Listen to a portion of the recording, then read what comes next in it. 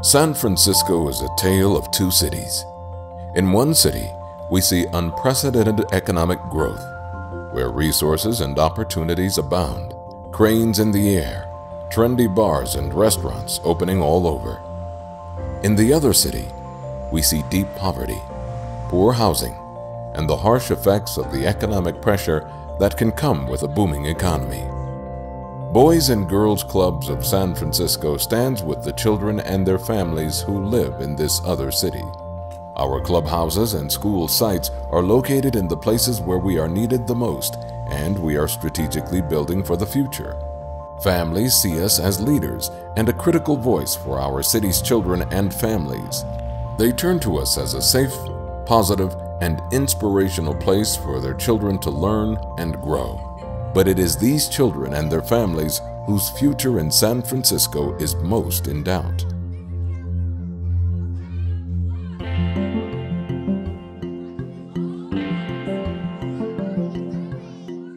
We're a 124-year-old organization, always been about serving kids and being there for families.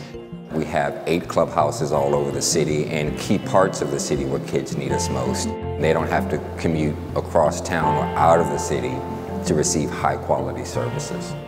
You know, as time goes by, as decades pass, the need in the city changes, and the Boys and Girls Club, you know, is always changing with that need. So, you know, it was clear that there needed to be a clubhouse in the Western Addition. This community needed more services for school-age youth.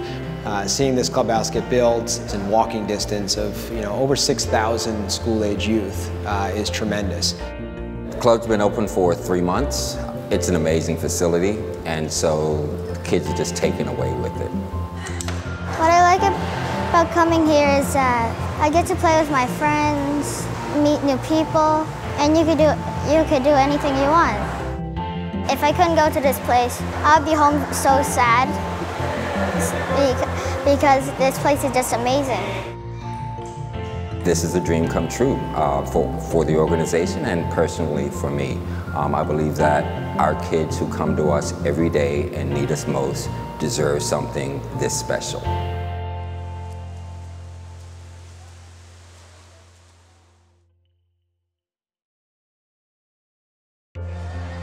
When you look at the Tenderloin, there was a project there to refurbish the Bodecker Park, which was, you know, a real problem for the city. Boys and Girls Club has had an incredibly successful history already. In our neighborhood, it's an organization that our families and youth already trust. And so for them to have a larger forum and vehicle to provide more services for more families is really exciting. The city, Rec and Park Department turned to the Boys and Girls Club and they said, can you guys be the answer for this? I mean, can you be the ones to come in, provide services here to keep this park active from 9 in the morning to 7 at night? And now that you see that park open and alive, you know it's good for kids and families. It's just a miracle what's happened, the transition that we have now. Not only beautiful physically, but also the fact that there's just a lot of programming going on. It's active all the time. We wanted it to be vibrant. We wanted kids to be running around every single day. We wanted to see seniors, and we also wanted to see our low-income adults feel comfortable utilizing the park. I'm just so thankful that they have that available to us just a block away from our house, and it's super safe. There's staff there every day. Police officers are there that work in community with the kids, and it just goes against that stereotype that the Tenderloin isn't the best place to be, but this park shows that it's very welcoming and very friendly, and you can have families that thrive here, and that's what I see the park as.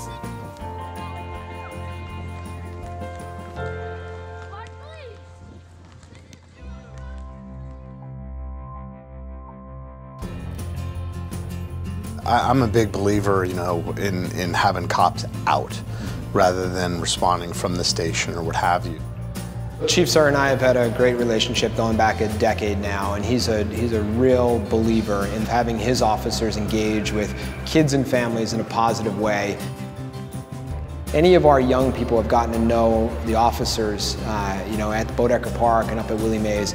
They're so excited about those officers, and they really get to know them as human beings. When I first met JJ, it went from 0 to 100. The very first day, I knew this is where I wanted to be. It's very important to have a police officer stationed here at the Boys and Girls Club because it's such a huge disconnect between police officers and the community. And this is a good way that the police officers can interact with the community by getting to know the kids and their parents and, you know, bridge that gap. Such a great partnership in both directions, you know, get cops to see the kids for the great kids they are, for kids to see us, other than as somebody coming into the neighborhood, we'd already be there. And man, has it worked out. Not only is it nice, but it makes people feel safe from the outside environment.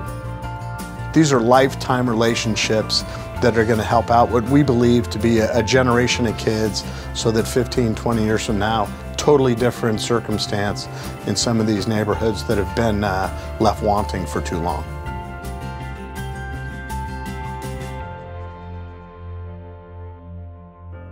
The story of San Francisco's future is being written as we speak.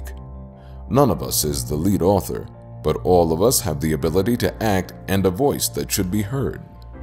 The future that we write together, today, will directly impact our city for generations to come.